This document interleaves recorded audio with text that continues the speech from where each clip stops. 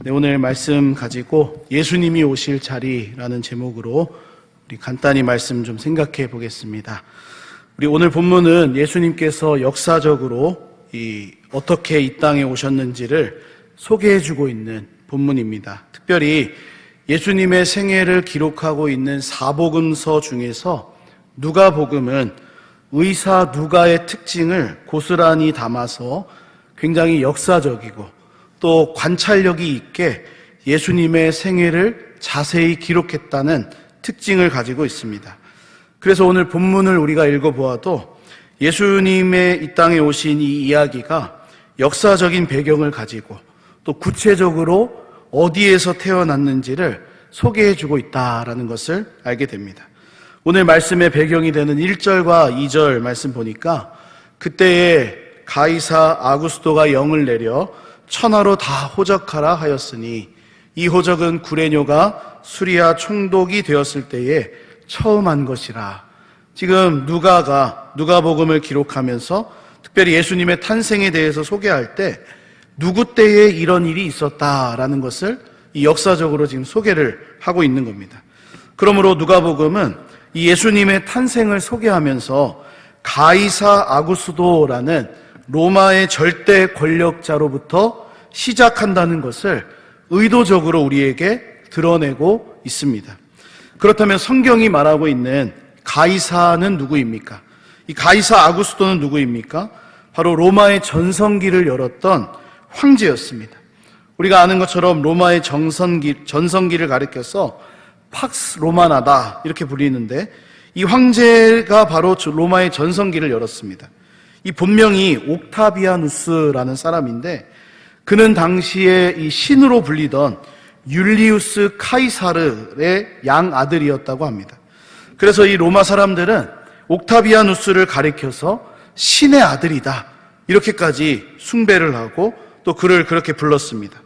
결국 이 옥타비아누스가 로마의 수많은 권력자들을 제치고 초대 황제가 되었습니다. 그러면서 아우구스투스다라는 이 존엄한 자의 칭호를 받게 되죠. 이렇게 당시의 최고의 권력을 가지고 있었던 자가 오늘 본문에 나오는 가이사 아구스도라는 것입니다.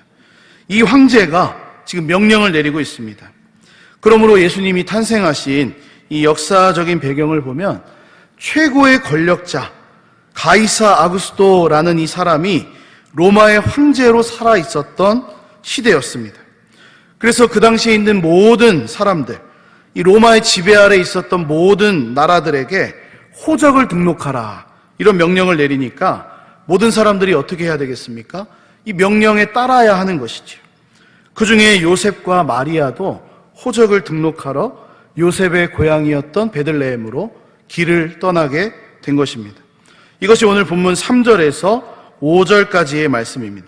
말씀을 보면 모든 사람이 호적하러 각각 고향으로 돌아가매 요셉도 다윗의 집 족속이므로 갈릴리 나사렛 동네에서 유대를 향하여 베들레헴이라 하는 다윗의 동네로 그 약혼한 마리아와 함께 호적하러 올라가니 마리아가 이미 잉태하였더라 말씀하고 있습니다.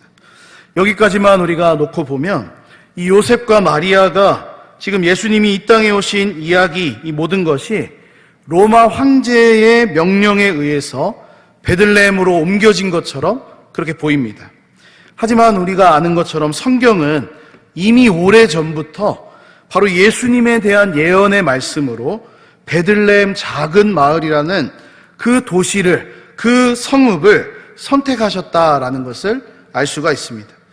그러므로 우리는 이 예수님의 탄생에 관한 이야기를 읽으면서 우리 눈앞에 보이는 이 역사적인 현실, 최고의 권력자 가이사가 명령을 하니까 모든 것이 일사불란하게 움직여지고 있는 것처럼 보이는 그런 현실이 아니라 이 모든 역사의 주관자는 하나님이시고 하나님의 말씀이라는 것을 기억해야 하겠습니다. 우리 예수님의 탄생을 예언한 미가서 5장 2절 말씀에 베들레헴 에브라다야 너는 유다 족속 중에 작을지라도 이스라엘을 다스릴 자가 내게서 내게로 나올 것이라 그의 근본은 상고의 영원에 있느니라. 이 말씀을 우리가 다 알고 있습니다. 또 한 구절만 살펴보면 시편 87편 6절에 이 누가복음의 상황을 더 자세하게 예언하고 있습니다. 여호와께서 민족들을 등록하실 때에는 그 수를 세시며 이 사람이 거기서 났다 하시리로다. 아멘. 이 말씀을 좀 띄워주시면, 이 말씀을 오늘 누가복음과 연결시켜서 한번 생각해 보겠습니다. 우리가 단순히 보기에는 가이사의 명령에 따라서 사람들이 호적을 등록하러 갔고, 또 요셉도 그것처럼 움직인 것처럼 보였지만 사실은 누가 민족들을 등록하신 것입니까? 하나님께서 그렇게 하셨다라는 것을 이 시편이 지금 예언하고 있습니다. 바로 하나님의 계획과 뜻 안에서 가이사가 명령을 내렸고 사람들이 호적을 등록하게 되었는데, 동시에 이 사람이 거기서 났다 하시리로다. 바로 예수 그리스도가 베들레헴에서 났다고 말할 것이다 라는 예언을 이 시편에서 지금 소개하고 있다는 것입니다. 그러므로 오늘 말씀을 통해 첫 번째로 받을 수 있는 교훈은, 이 세상의 역사와 계획의 중심은 이 세상의 권력자가 아니라, 힘 있는 자의 명령이 아니라 영원하신 하나님과 하나님의 말씀이라는 것입니다. 이 누가복음에서는 이것을 가장 먼저 우리에게 소개하고 있습니다. 왜냐하면 예수님이 이 땅에 오신 것, 그리고 앞으로 이루어질 모든 일들은 바로 하나님께서 우리를 구원하시기 위해 놀라운 계획과 뜻을 보여주는 구원의 역사이기 때문에 그렇습니다. 그래서 예수님께서 이 땅에 오셔가지고 보여주신 모든 행동들, 또 모든 말씀들은 아무런 의미가 없는 이야기가 아닙니다. 바로 하나님이 우리를 구원하시기 위해서 계획하시고 뜻하신 아래에서 이루어진 행동과 말씀이라는 것을 우리가 기억해야 되겠습니다. 주 안에 사랑하는 여러분, 우리 삶의 모든 일, 우리 삶에 일어나는 모든 계획들, 바로 영원하신 하나님과 그 말씀이 중심이 된다는 것을 믿으시기 바랍니다. 우리가 보기에는 세상의 권력자들이 한마디 해서 우리가 움직이는 것처럼 보이지만, 또 우리의 삶이 이렇게 돌아가는 것처럼 보이지만, 사실은 그 배후에 바로 하나님이 계시고 하나님의 말씀이 중심을 이루고 있다는 것입니다. 그런 의미에서 오늘 이 본문의 말씀, 예수님이 탄생하셔서 가장 먼저 계셨던 자리에 관한 말씀은 우리가 주목할 만한 말씀입니다. 왜냐하면 앞에서 나눈 것처럼 예수님이 이 땅에 오신 그것은 그냥 아무 의미 없는 행동이 아니었습니다. 아무 의미 없이 이곳에 누워 계신 것이 아니라 바로 하나님이 우리를 구원하시기 위한 계획과 뜻 가운데서 이루어진 사건이다라는 것이죠. 특별히 오늘 본문 7절을 우리가 주목해서 보겠는데, 7절에 이렇게 나와 있습니다. 첫 아들을 낳아 강보에 싸서 구유에 뉘었으니 이는 여관에 있을 곳이 없음이러라 말씀합니다. 예수님께서 가장 먼저 누우셨던 자리가 어디입니까? 구유라는 것입니다. 구유. 그런데 예수님께서 왜 구유에 누우실 수밖에 없었습니까? 설명을 해주고 있지요. 이는 여관에 있을 곳이 없었기 때문이다. 이렇게 덧붙이고 있습니다. 그러니까 지금 우리를 구원하시기 위해 오신 예수님께서 비록 아기의 모습이었지만 이 땅에 오셨는데 있을 곳이 없어가지고 누구도 그를 맞아들이지 않아서 구유라는 곳에, 소위 말하는 이 동물이 먹는 이 먹이통이지요. 구유가. 바로 그곳에 누워 계셨다라는 것입니다. 이것을 누가복음에서만 3번 언급하고 있습니다. 예수님이 구유에 누우셨다라는 것을 이 누가복음만 강조하고 있습니다. 첫 번째가 오늘 본문 7절 말씀이고, 두 번째는 12절에 내려가서 이 천사들이 양을 치던 목자들에게 예수님의 탄생을 전할 때에 언급이 됩니다. 그리고 마지막 세 번째는 16절에 가서 바로 목자들이 마리아와 요셉 그리고 구유에 누인 아기를 실제로 보는 것으로 3번이나 누가복음에서 언급하고 있습니다. 그러니까 주목할 만한 말씀이죠. 누가복음은 의도를 가지고 있습니다. 예수님이 가장 먼저 누우셨던 자리, 이 땅에 오셔서 계셨던 그 자리가 구유라는 것입니다. 그런데 예수님께서 왜 구유에 누우실 수밖에 없었다고 이 말씀드렸습니까? 있을 곳이 없었기 때문입니다.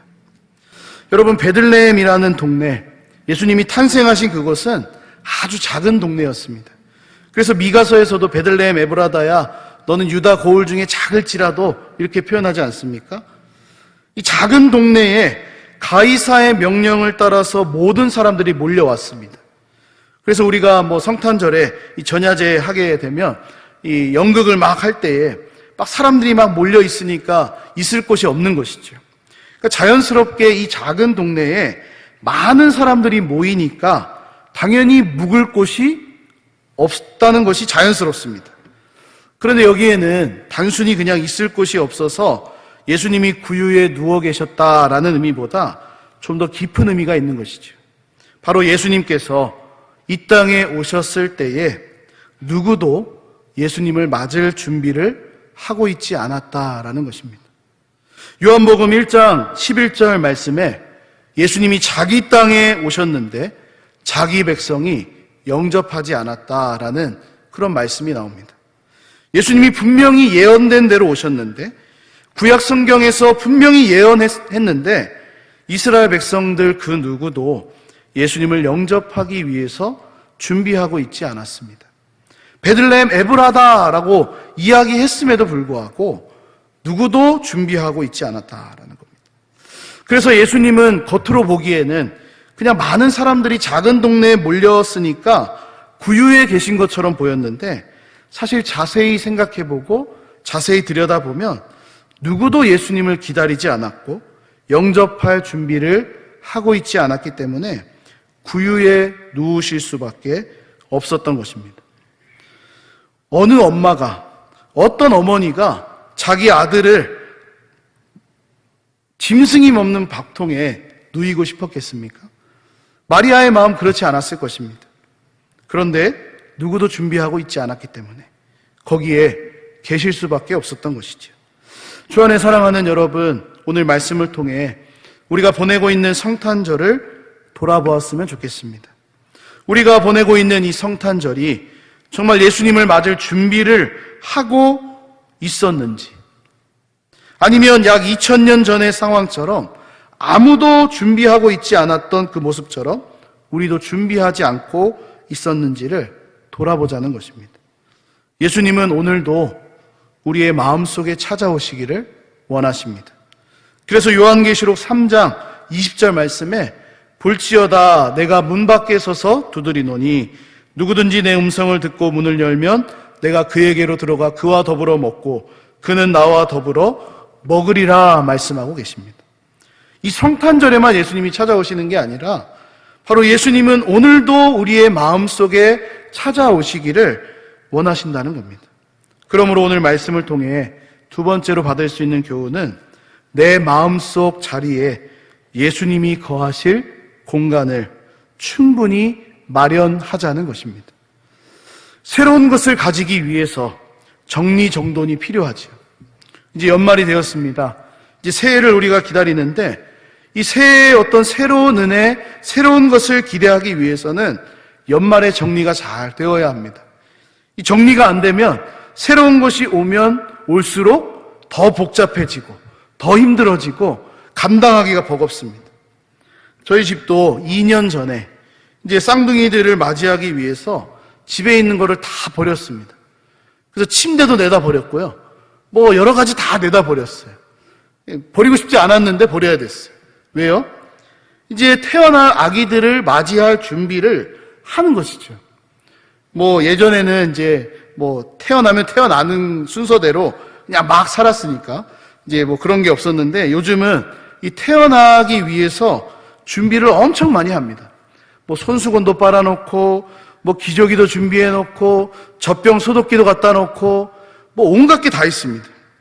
그리고 또 이 자라면 자랄수록 새로운 게 막 생기죠. 그러니까 그걸 자꾸 갖다 이제 버리고 당근하고 여러 가지 이 일들을 해야 되는 거예요. 이것처럼 우리는 바로 예수님께서 우리 안에 오시기 위해서 맞이할 공간을 정리하고 준비해야 되는 것이죠. 2000년 전에 예수님이 아기의 모습으로 오실 때에는 누구도 준비하고 있지 않았지만 오늘 우리가 보내는 2024년 이 성탄절에는 우리 모두 마음속 이 자리를 잘 준비하셔서 예수 그리스도로 충만한 그런 신앙생활이 될 수 있기를 간절히 소망합니다. 마지막으로 이 예수님께서 구유에 누우셨던 이유가 있습니다. 그것은 바로 예수님 자신이 우리를 위하여 이 땅에 오신 생명의 떡이시기 때문에 그렇습니다. 우리 구유가 동물이 먹는 이 먹이통이라고 소개해드렸죠. 그런데 이 먹이통에 예수님이 누워 계십니다. 예수님을 먹으라는 겁니다. 예수님이 이 땅에 오셔서 가장 먼저 계셨던 그 자리, 먹이통입니다. 이것은 우리에게 무엇을 보여줍니까? 예수님 자신이 우리를 먹이시는 분이다, 살리시는 구주다라는 것을 의미하고 있습니다. 마치 동물들이 먹이통에 담겨있는 먹이를 먹으면서 살게 되는 것처럼 우리는 생명의 떡으로 오신 예수님 때문에 다시 살게 되는 것입니다. 이것은 이상한 말이 아닙니다. 예수님의 살을 뜯어 먹어야 되고 피를 마셔야 된다 이런 얘기가 아니죠. 예수님이 직접 이 말씀을 하셨습니다. 요한복음 6장 51절에 나는 하늘에서 내려온 살아있는 떡이니, 예수님이 직접 말씀하십니다. 이 떡을 먹으면 영생하리라. 내가 줄 떡은 곧 세상의 생명을 위한 내 살이니라 하시니라. 이처럼 우리는 누구를 먹고 마십니까? 예수 그리스도를 먹고 마시며 살아가는 존재입니다. 그래서 우리는 이 먹이통에 누워 계신 구주, 구유에 누우신 예수님을 바라보면서 앞으로 예수님이 우리를 위하여 몸과 피를 흘리실 것, 몸을 내어주시고 피를 다 쏟으실 것을 기억하게 되는 것입니다. 우리 구약성경 이사야 1장 3절 말씀 보니까 이런 말씀이 나옵니다. 소는 그 임자를 알고 나귀는 그 주인의 구유를 알건만은 이스라엘은 알지 못하고 나의 백성은 깨닫지 못하는도다 하셨도다. 바로 이사야 선지자가 이스라엘 백성들을 향해서 한탄하고 있는 것이죠. 아니, 소도 임자를 알고 나귀도 주인의 구유를 아는데 이스라엘은 어찌 되어서 하나님이 그들을 먹이신다는 것을 알지 못하느냐, 지금 한탄하고 있는 겁니다. 이스라엘 백성들은 하나님을 그들의 구유로 인정하지 않고 있다는 하나님의 애원이지요. 다시 말합니다. 소도 주인을 압니다. 나귀도 주인이 주는 구유가 무엇인지를 알아봅니다. 그런데 이스라엘은 하나님이 자신들을 먹이시는 구유라는 것을 알아보지 못한다는 겁니다. 그러므로 예수님께서 가장 먼저 누우셨던 그곳은 아무 의미가 없는 그냥 동물들의 먹이통이 아니라는 것이죠. 바로 하나님이 자신의 줄인 백성들을 먹이시기 위해서, 다시 살게 하시기 위해서, 다시 하나님 백성으로 삼기 위해서 보내신 분이 예수님이라는 것을 가르쳐 주고 있습니다. 말씀을 마무리하고 정리를 하겠습니다. 우리 한국 기독교 초기에 우리 목사님으로 사역하셨던 이용도 목사님이라는 분이 지은 시가 있습니다. 마음구유라는 시입니다.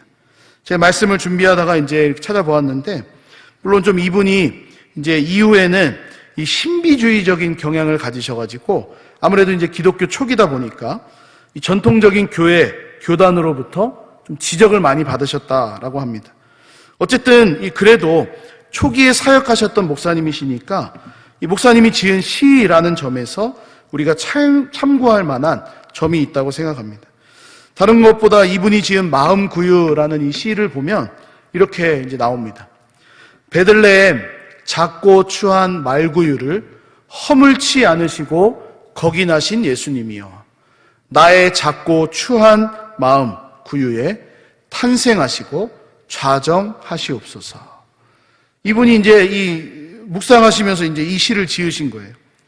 저도 이 말씀을 준비하면서 이 시를 대하고 또 준비하다가 예수님이 구유에 탄생하신 이유를 한 가지 더 묵상하게 되었습니다.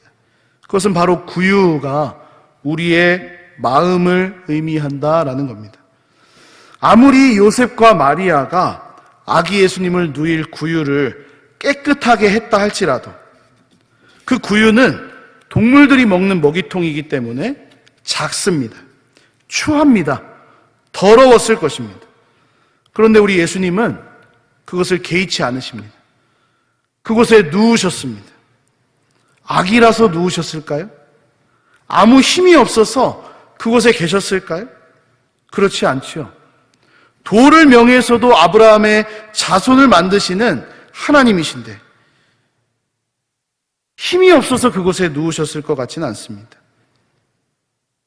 바로 우리의 마음도 구유와 같다는 것을 보여주시기 위해 친히 누우신 것입니다. 우리는 아무리 나의 마음을 깨끗하게 만들고 정결하게 하려고 해도 여전히 죄와 허물로 어그러진 마음을 가지고 있는 존재입니다.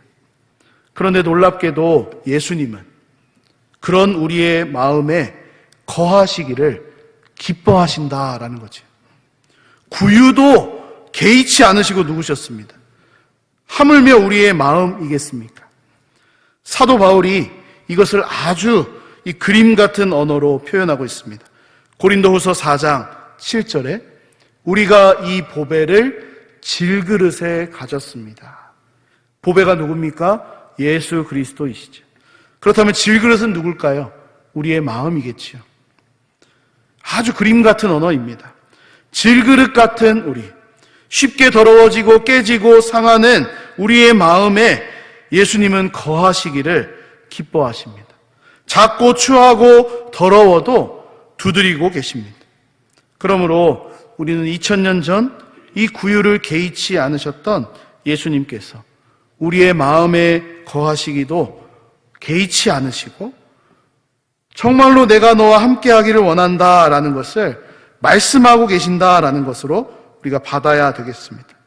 그래서 이번 성탄을 보내는 우리 해야 할 준비가 있다면 오늘 시인이 소개했던 이 시인의 고백처럼, 오늘 소개해드린 이 시인의 고백처럼 내 마음속 구유에 예수님께서 좌정하시도록 하는 것이죠. 바라기는 우리의 마음속에 무엇이 자리 잡고 있습니까? 2000년 전 베들레헴, 예수님이 계실 자리가 없었습니다. 구유에 누우셨습니다. 이것을 교훈 삼아서 우리도 우리의 마음을 정리하고 준비하면서 날마다 예수님과 함께 살아가는 우리의 신앙생활 될 수 있기를 주님의 이름으로 간절히 축복합니다.